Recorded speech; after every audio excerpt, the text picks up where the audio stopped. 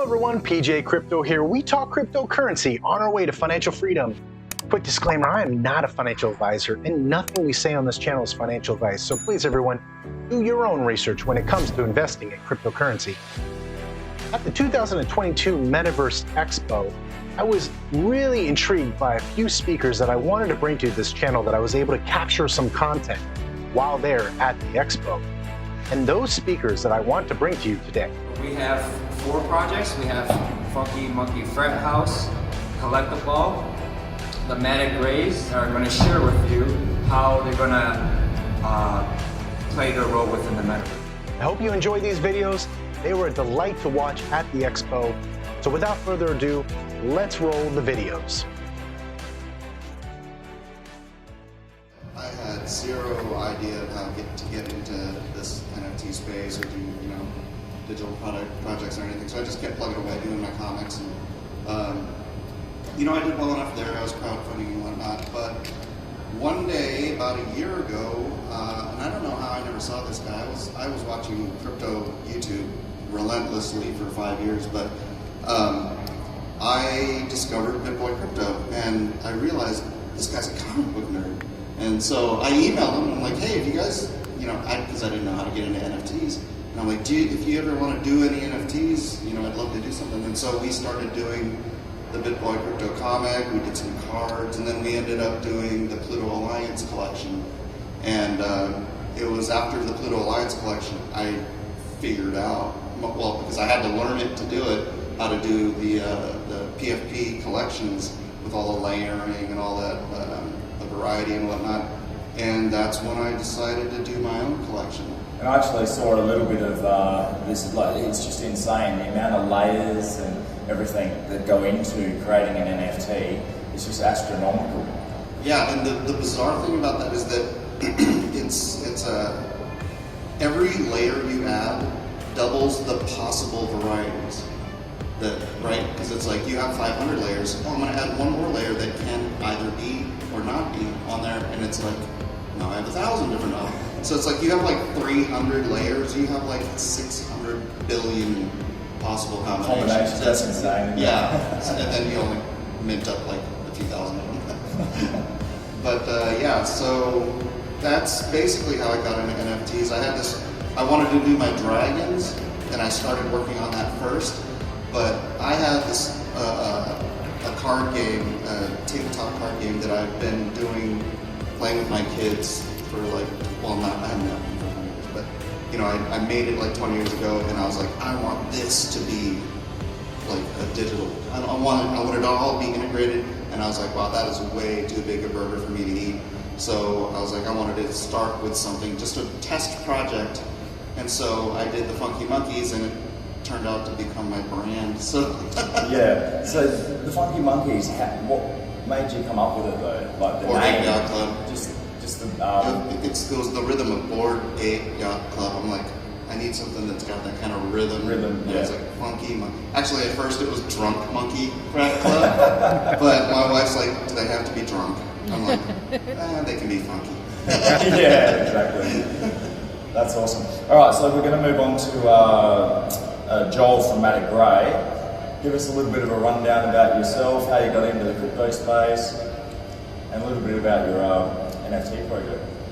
Sounds good. So, my family and I, we got into crypto a few years back, just investing here and there and learning the space, and became fascinated with NFTs. We're a family of artists, so seeing what it could do for artists, just everyday artists all around the world, and the amount of people you could reach really piqued our interest. The more we learned and then discovered, all the utilities that were possible and things that you could do with it, that it's, the joy of the art and the community is one aspect, and then you have endless possibilities after that. So we started learning, months and months of research, development, and my wife actually came up with the idea for the Grays. I've always been fascinated with extraterrestrial phenomena, and she loves pop culture, and she said we just need to combine all of our interests together and make an alien NFT collection. And that's how we got our start.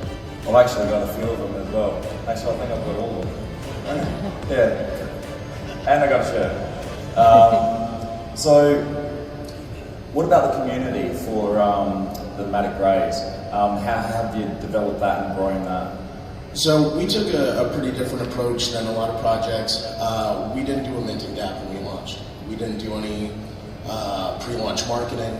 The collection, the website, our socials, it was all launched the same day. And we wanted to do that just as a pure 100% organic growth because, you know, we wanted to build it first, have the value first, similar to the approach that TCG World takes. Yeah. Because we had a good idea of what we could do, but we wanted to make sure we could do it first. And we put them all on OpenSea for everyone to see, so they could choose and pick the Grays that they connected with. And as a result, I mean, we have built an incredibly strong community. This has been such an amazing experience because we get to meet our friends that we've talked for months with, in person, and it's a bit surreal, isn't it, when you meet someone for the first time, you only know their username or something, and it's like, hey.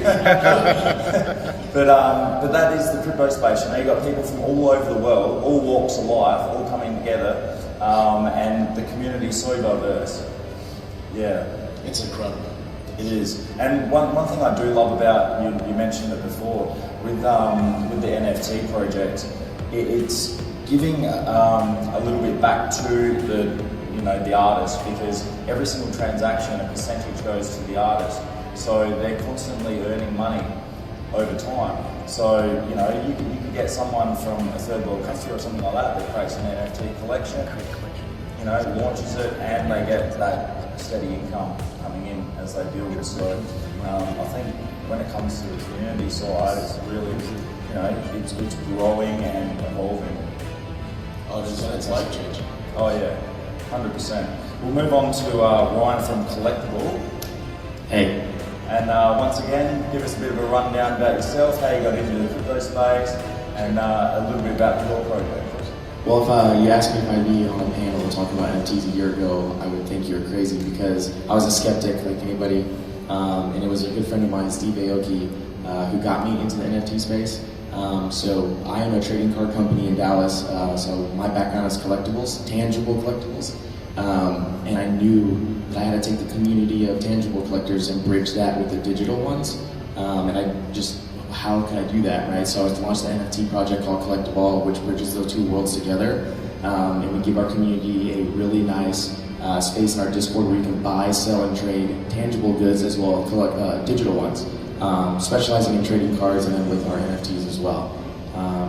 So that's how Collectible NFT got started, and we built up the community again organically as well, just from the trading card. We're a very niche project, you know, which, you know, comes with it's tough to market that because if you're not into trading cards, our NFT is not for you. But we've brand partnered up with great projects like TCG World to give us a great spot in the metaverse to build out what we want and, you know, give us a brighter future for our project. And that's how I got my start. And the networking and partnerships and all that sort of stuff helps everyone, yeah. You know, because once you start bringing in partnerships and you know, people from other projects and everything like that, you all come together and it just grows the community and expands the community. Now, you touched on the collects, like the cards and everything like that. It gives utility to an NFT. Correct. You know, and that's one thing I absolutely love as well about the NFT space. It's not just an image, right? You know. So yeah, I think it's amazing. Yeah. We'll go on to Ken Armstrong now from Club 101 and Den of Dragons. Thank you. So I got into crypto about a year ago.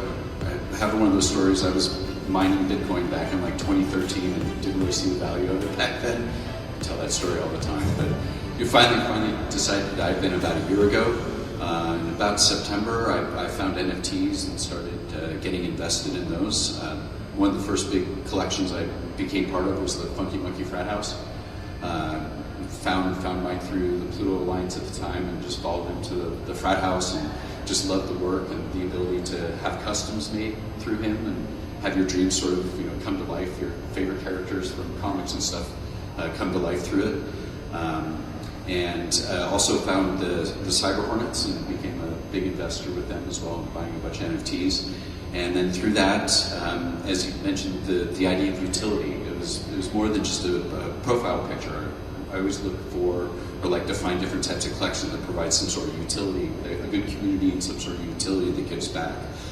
So taking some of the going with some of the things that Mike had created, both Mike, myself, and another founder, Welsh Dragon, just Matt, who's talking about the handles and such. I always call people by their Discord names. Decided to create our own collection, the Club 1-1 Den of Dragons. So it's a metaverse-based sort of Web3 business organization where we've taken the funds generated from the NFT sales and invested in launch pads, or purchased a bunch of launch pads to acquire IDO tokens, something that's not normally available or not available to U.S. citizens. So we have a UK-based company that purchases the launch pads. We get the IDO tokens and then we airdrop them to our membership. So it's just a way of sort of sharing, taking those funds and collecting. And it's giving a reward back to someone that holds it as well. So it's an incentive to hold. You know, you're the launch pad as well, Mike. Is that right? Yeah, actually, so the God Random.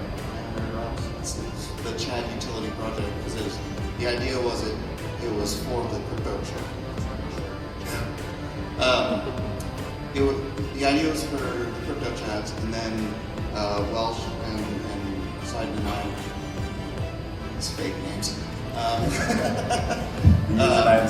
Yeah, we created this secondary project, Den of Dragons, which that is a utility because it's such a phenomenal utility. I'll explain how phenomenal this utility is, because most of us here cannot invest in launch pads because the SEC doesn't. They want to protect us. But I have a niece who lives in Germany, and her husband is a German citizen, and so we got fully vested into one of these launch pads, and I literally, her husband, literally turned $100 into $40,000 overnight. Wow. And I'm like, I have to make this a utility, right? And so that's why this is our thing for our upcoming projects, the chats, the cyclones when they come out. Those also have reflections too, but the Den of Dragons, they went full bore into it. We did a small collection called the Launch Chats as sort of a test run to make sure this can all work and whatnot. And it works. So we just airdrop all these awesome IDO tokens. You don't have to go research, or try to pick up the early tokens and stuff. We just airdrop them into your wallet because you own one of our NFTs. So, yeah. Now, just on to Ryan, how have you found the convention with the networking and all that sort of stuff? So I traveled to a lot of trade shows for cards all across the country. That's actually one of our utilities. It's a trade show called Collecticon. You get entry into that across the country for free all year, every year. So this is my first ever Metaverse NFT Expo that I get to go to. So I was very overwhelmed coming here, but it's been great. Everyone's been super nice. We've been giving out free packs of Pokemon cards. I got plenty at the table, so come by. Alex, I know you want to rip some packs of me in a little bit. So it's been great. Like putting a face with the name. You know, we live in such a digital space where like Discord names is how we know people, right? So when I get to meet these people and meeting holders too is incredible. I love meeting holders. When they support me, I want to show that support back, and just, it's great. This is awesome. Thank you guys for putting on a good show. This is fun. Yeah. Thank you for the claps. All right, now I just want to go back to Mike again. So with TCG World, we're creating a whole range of creatures within the world. They have 3 evolutions. Now, all of these creatures are being designed by Mike. So I want to just give him a round of applause.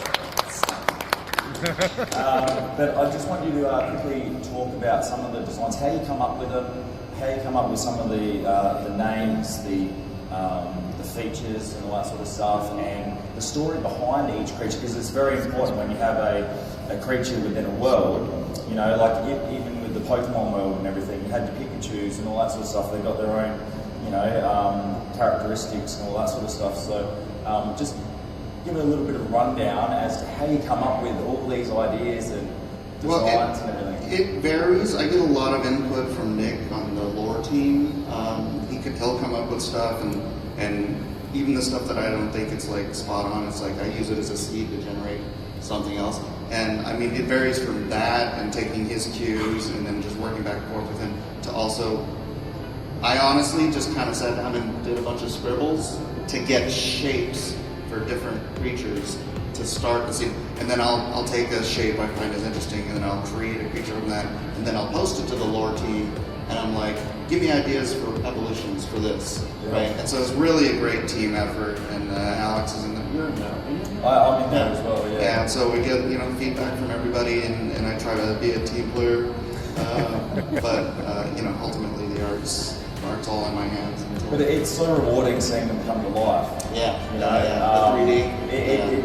It must be so rewarding just It's to, cool. just to say, hey, I created that, and you can see it in the world running around. So. Yeah, you can find my dragons if they're so lucky. Yeah, exactly. So now I want to just go on to Ken. I want to ask you a question about where you see the NFT community, the projects, all the utilities and everything in say 10, 15, 20 years. What sort of vision do you see moving into the future? Yeah, I think we're still just in the infancy of it. It's such the beginning. I can see the integration both with utilities and integration with various different types of metaverses. That the NFT not only gains you portal access to that or the communities, and I can see various metaverses being interconnected in various ways so that you can travel from one to another. But it's kind of mind-blowing. It's hard to envision. We're such in the infancy of this whole thing, how the whole thing is going to play out going into the future. But it's so much NFTs can be integrated into so many different aspects of our lives in the real world, between medical records and passports and personal documents, and then those being able to be integrated into metaverses and interacting in a virtual space. I don't think the public really understand, the potential of NFTs, because at the moment they just look at the bored apes, and you see all the memes about, oh, what's an NFT? Oh, I've stolen the NFT because I've got it as my profile picture on Facebook or something like that, and they think it's all a bit of fun games. But when you look at it, in 5-10 years' time, people probably won't even realise that, whatever they purchase is an NFT, like property and things like that. So.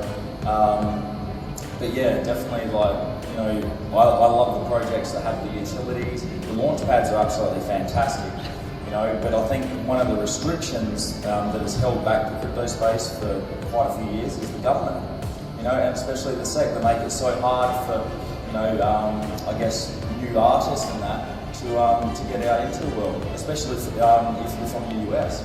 So what I like too is we've purchased a bunch of land in TCG World, so it's not only creating NFTs that provide that utility, but also creating a club, or we're going to build a den of dragons within TCG World to allow a place for our community to come and hang out in that type of space. So the integration between the utility, not only for the launch pads and the rads that people are going to be getting, but also having access through the club into these metaverses to be able to expand out in that way as well. And I think that's definitely the future as well when it comes to the metaverse, because when you do jump into the metaverse, and let's say you go to Den of Dragons or Club 101 or Matic Gray or Frat House, you got all your community members in there running around with their avatars, so it's that interactivity as well. You can chat, you can interact, you can go on adventures and everything, and I think that is definitely, something that for me is quite enjoyable and fun. But it just sort of breaks it up, instead of just being stuck in a Discord or in Telegram and you just see all these messages and chats and stuff like that. Hey, let's jump in the car and go for a drive down the road.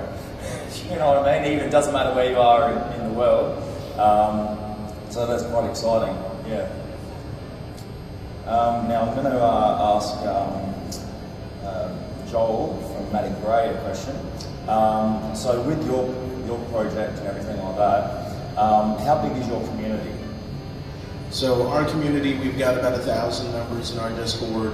We just started our Telegram up, so we have a few hundred in there, and about 5,000 on Twitter. Yeah. And all organic growth, and you haven't been pushing any marketing or anything like that. No marketing, just organic growth, just between our partnerships and between integrating with TCG World and other like-minded projects. Just on that, how did you come across TCG World? We actually got in very early, first day investors. My wife found it. We were looking through different upcoming projects and found TCG when it was with the trading card platform, and we invested in it and watched it grow and just became fascinated with it. So we got to try to be a part of it if we can. So I'm just going to give you a little bit of, so I'm the Chief Gaming Officer for TCG World, and one thing I look at when it comes to NFTs, we've talked about, the communities with the comics and all that sort of stuff, bringing them to life in NFTs, but when you come into the metaverse, you can display all your NFTs in your home, so it's not just sitting in a wallet. You can actually go to your mate's place, go in their house, and look at all the display of their NFTs on the walls, and I think that interactivity as well is just fantastic. Another thing I like from a gamer's perspective is in about 5 or 10 years' time, I think every single game you play, every single item inside that game will be an NFT. One of the limitations, I guess, with a lot of games right now is duplication bugs. There's so many duplication bugs. I used to play Fortnite. I'm a Twitch partner streamer.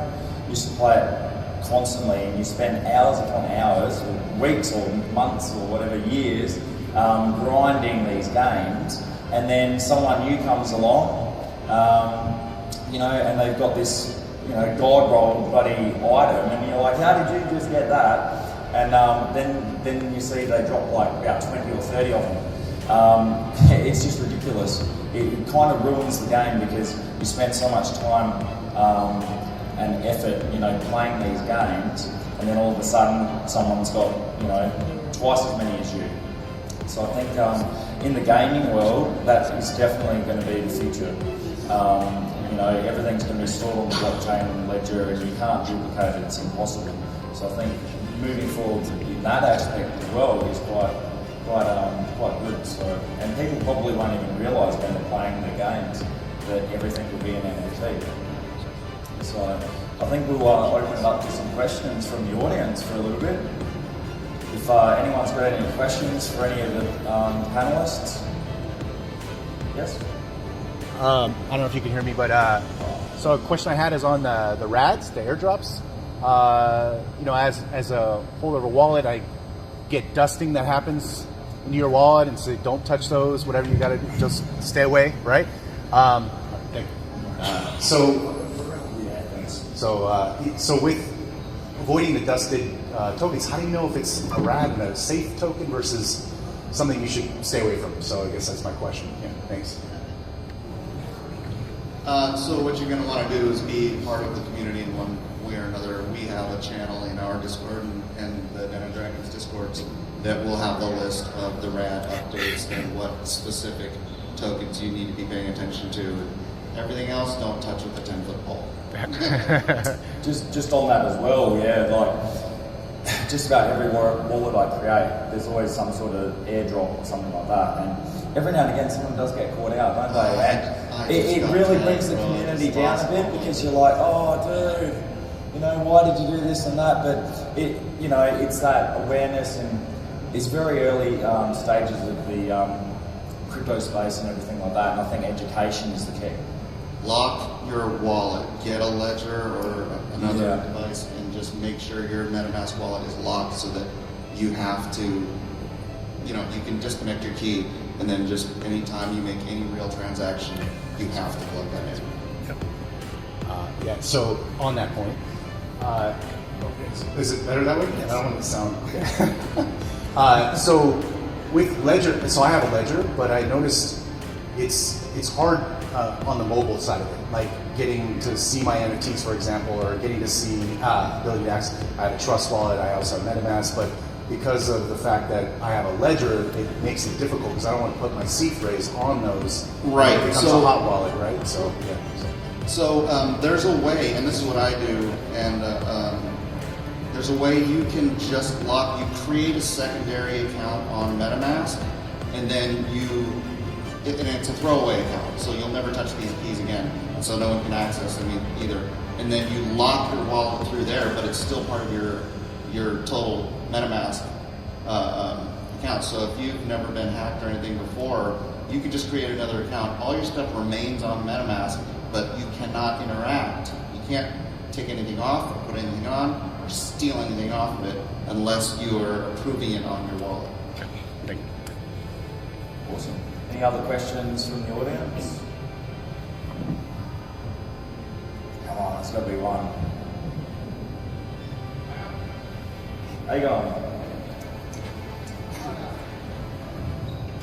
Hello, I have a question to you, Ryan. There has been a very strong push in the collectibles world, and I've just seen a video of Logan Paul purchasing like the biggest single transaction of Pokemon card, like a Pikachu, like a 5.2 million, right? And he purchased it and he put it on his new place, like Liquid Marketplace. And I wonder, with all these like strong push of collectibles, do you think collectibles have a potential at some point to grow much further in value, or because it has been so exposed now that similarly to what happened to NFTs, it can fickle away and let the value go down? It's a great question. I think that the digital and tangible collectibles market goes hand in hand, and we have not much data to go off of, because NFTs are still so new, right? For tangible collectibles in the form of trading cards, it all comes full circle, right? So Pokemon came out in 1999 in an English set. Now 25 years have gone by, and people my age who are in their 30s, that's our nostalgia from our childhood. So now that we have money and we're entrepreneurs, we revert to our childhood state to collect those things because they're cool, right? Who doesn't like that first edition base set Charizard? It's cool. Pairing NFTs with the tangible collectibles, you just gotta ride the wave, I think. What Logan Paul is doing by putting his card on Liquid Marketplace is cool. Gives other people an opportunity to own something that nobody else could, not nobody, but people don't happen every day, $5 million to go buy a Pikachu Illustrator card, right? But it's cool, and then you can say you own a piece of that. And I think owning a piece of something is a lot cooler than not owning a piece or just seeing it in a museum. Tangible collectibles, they're never going to go away, right? Because everybody would have to wake up one day and say these are not cool anymore, right? And that's the same thing for NFTs. They're cool, they're new, they're here, it's hype, and people buy into that. But because we're giving them real world utility, because we're giving them things that they have access to that they wouldn't in other spaces, like a tangible collectible. Once you have that piece of cardboard, it's just a piece of cardboard, right? Once you have this thing, this new modern flex of an NFT that you can travel with, and I can take anywhere in the world with my phone, and I can go showcase it and show it off and talk about it and show its utility to people. That I think is the modern flex, the new generational thing that people are going to be loving about NFTs and in the collectible space. Trading cards are going nowhere. If you're getting into tangible trading cards, it's a great market, right? Right now it's very volatile, but Logan Paul and Steve Aoki, they boosted it up. During the COVID time, collectibles saw a spike because nobody could do anything, right? You couldn't go to sports games, you couldn't go on dates, you couldn't go out. So people had this residual income, and they paid for tangible art in the form of trading cards. And we saw this huge spike, and then everybody ran to go buy cards and then resell them. And it's the same thing right now with NFTs. People are getting into the market because they know there's a market for it, and it's new and exciting, and the markets go hand in hand though. And then with crypto too. It's funny, when the crypto crash just recently happened, I guess, there's so many people who were not buying trading cards, so when it comes back up, you see more people buying trading cards, so. Yeah, I hope that answers your question. That was a long time. Yeah, it's a good answer. I have no passion.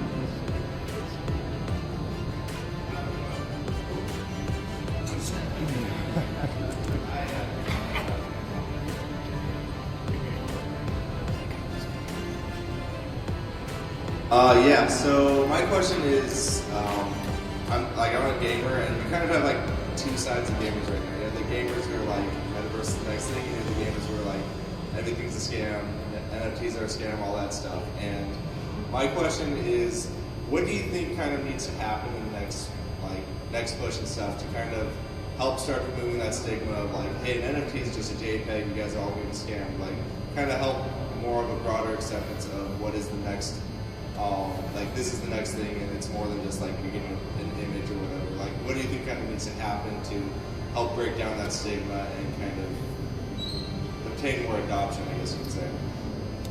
I think one of the first things is targeting the gamers and making it relatable to other games, simplifying it. You know, at the moment it's quite a challenge to purchase crypto tokens and all that sort of stuff, setting up wallets and everything like that. So if we can simplify it by, you know, you download the game, you jump in, you buy it with your credit card, you get your tokens. It has that same sort of similar feel as any other game. I think we're still in the early stages of that, where, you know, there's still all these regulations and everything you've got to sort of get around as well. I think once we can start breaking down all those, you know, barriers and everything, and you know, I think in that aspect, the gaming industry will just take over, because people, like I said earlier, you won't even realise that you're playing a crypto game, or, you know, your in-game currency will be a cryptocurrency instead of, you know, just tokens or whatever it is at the moment, like your V-Bucks for Fortnite, for example. But, you know, being able to purchase them with a credit card and then playing the game like you would any other game, I think, yeah, just simplifying it for the gamers, so that you don't have all these little, you know, roadblocks you have to go through just to purchase the token, and then trying to purchase all the NFTs and everything like that. It'll all be in-game. So it'll be quite familiar for people. And once we get to that stage, I think you'll start noticing the bigger gaming industries will start to flow on as well, and they'll start doing the same thing. And before you know it, everyone will be. I can definitely see 5 to 10 years' time that you know, the whole gaming industry will go digital with NFTs for all your in-game items and everything like that. So quick follow-up question, and then I guess my brother has a question afterwards. So with the NFTs, you're gonna have like stuff happening in the game that gets you access and stuff.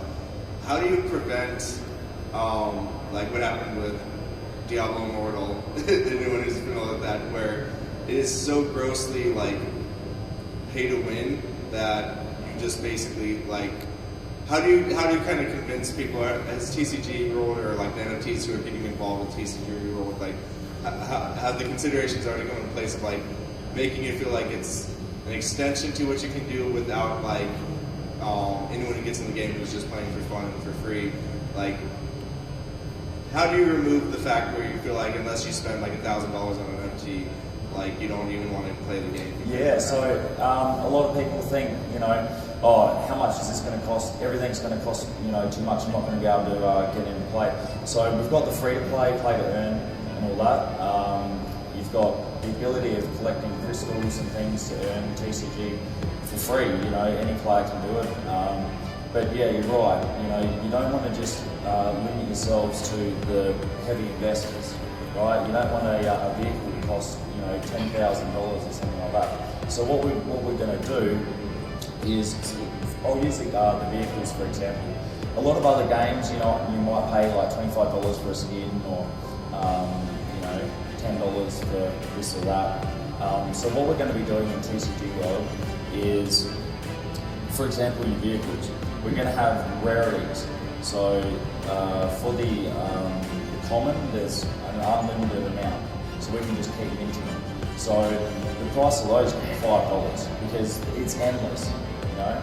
But then you can go up to the mythic, where there's only 1 to 10 of them, you know. And obviously the price of those might go up, but it's up to you as a gamer. Which, you know, if you can't afford, you know, something that's on the market for say $1,000, then you just get one of the less, you know, rarities that there's just more of.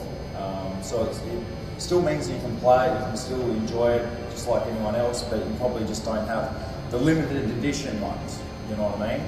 But yeah, a lot of the items moving forward for TCG World, we will have, you know, almost the unlimited or there'll be 50,000 or something like that, so that you know, the rarity, there's just it floods so that, you know, there's no supply shortage, so the price will just stay low. Hopefully that answers your question in that regard, because, you know, a lot of gamers don't have, you know, $1,000 or $10,000 or something like that.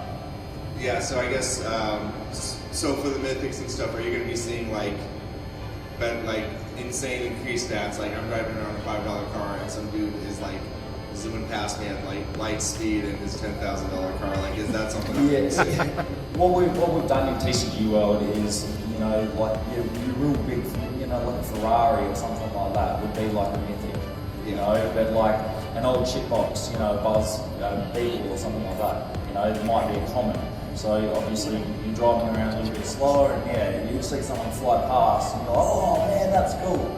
But yeah, obviously they might be in something a little bit more expensive. A little bit of real life, I guess. Yeah, but at least, you know, it gets everyone playing the game, and you can drive around and things like that. And, you know, you could have the kids, you know, get like a little bit of pocket money or something like that, and at least they can afford a vehicle in the game as well, you know, for $5 or something like that. And it might even be on the secondary market cheaper, so. Yeah, and I can actually answer that as well. My voice is terrible. I was yelling too much last night. Alex had a big night last night. And all the speaking stuff this week, it took its toll. But your question of like these pay-to-win games coming out, Diablo Immortal is an example. This is a problem in the space, is that there's these companies that used to have the reputation of being good guy companies. They used to listen to the community. It used to be more about the players and less about corporate greed. Yeah. And I don't know what happened in the last 5-7 years, but these companies, even the one you mentioned, fell from grace, and now it's more about loot boxes and trying to get as much money as your people as you can, such as pay-to-win mechanics, and not so much listening to the players. And then your first question, which is a good one, of how are gamers going to get more into the space? Because you're right, a lot of gamers are like, and these are JPEGs, the NFTs. This is just a fad. Well, there's a lot of gamers out there, probably some in the stand, myself included, that have spent hundreds of dollars or even thousands of dollars on skins or in-game items in certain games. And I think when soon as gamers start to realize that, oh my gosh, this money that I spent in this game, I can now take into another game. I can now interact on another platform. These things that I worked hard for can be played here, here, here, and here, instead of just this one game I put all my money into. You're gonna start to see people say like, this makes sense. Now my items, even my avatar items, are more my identity, so I don't have to keep buying avatar items in every single place, right? So I think people are going to start to see that it's more universal, terrible voice, more interoperable, and you're going to have a lot of gamers that are going to be like, this makes sense. So, sorry, it sounds like I'm crying. I'm not crying. It's just my voice is good. Hello? Okay. So I do have a question on, because I probably only like a year and a half into crypto. I just kind of saw the Doge wave and kind of like, you know, what's this about? So I'm more on the side of the gamers who like, I'm interested in the space, right? But I did have a question when it comes to wallets. Matt, how do you guys see the mass adoption of this like gaming when a lot of people don't even know how to open a crypto wallet, right? Is that going to be something that's like integrated into it, where you like open your account and say, hey, create a wallet here, and then how is this going to be prevented from every game basically having you create a new wallet for that game? And I guess people are going to have like 15 wallets across all these different games. Kind of, what's your guys' idea on how that's going to be handled? Getting people into the space, but also getting them understanding how crypto wallets work, and I guess, are you going to work with other metaverses so that people don't have a new wallet for every metaverse game that they're jumping into or whatever? Like, what's that's a great question, and they're working on the Metaverse standard at the moment. So I guess we're still in the early phases where I don't even think, we've sort of discussed it ourselves, having an in-game wallet like that we'll develop and build within our metaverse, so that when someone logs in, you'll create a seed phrase, you'll be told, not to share it, blah, blah, blah, and then you log into your account. So once you create your account, you create a new wallet, and then you go do purchases in game and everything like that. But yeah, it's a great question, because if you start thinking about other metaverses, obviously, are they going to have their own independent wallet, or are we going to, have one standard wallet that integrates all of the metaverses into one? And I think that's a discussion for the panel when, they start getting together. It's in the very early stages for this development of the standard, and who knows, in the next year or two, we might actually come to some sort of agreement where, okay, we're going to do this, and everyone's going to do it the same. But yeah, well, like Mike said, there could be like some sort of link tree or something like that as well, where even though you do have separate wallets for separate metaverses and stuff like that, you could almost develop something that'll link them all together, so that you're not having to send assets to another wallet. It all links together, brings them all together as one, and then you can use those assets interchangeable, between each metaverse. So it's a great question though, and I think it's still, the answer's still too early to give you a definite yes, we're going to go this way or that way. So. Awesome. Yeah, so I'm actually developing myself, so it's like I know that it's easier to at the ground floor come up with some kind of strategy and then to develop a thing. Then 5 years down the road, oh, we're in the Wild West, this is too crazy. Now we need to bring it back. So I was just curious if there's talks going on, because it's much easier in the development cycle to have those types of talks and figure something out than trying to undo a bunch of things just to try and get on the better standard. So thanks for answering that question. No worries. All right, I think we're going to wrap it up there, but thank you so much, everyone.